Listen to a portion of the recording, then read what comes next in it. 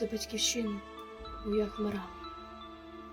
Однаково, дорослі й малі.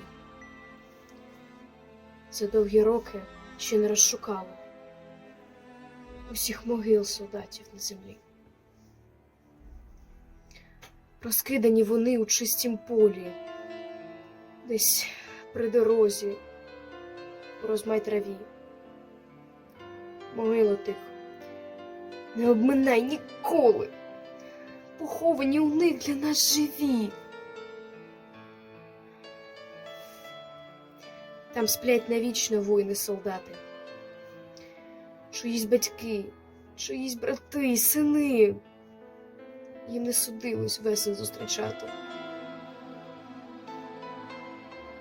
Ти що зустрічаєш ти після війни? Там сплять твої ровесники, орлята. Тепер уже були без них орли. Схилися ж над могилами солдатів, що у боях за тебе полягли.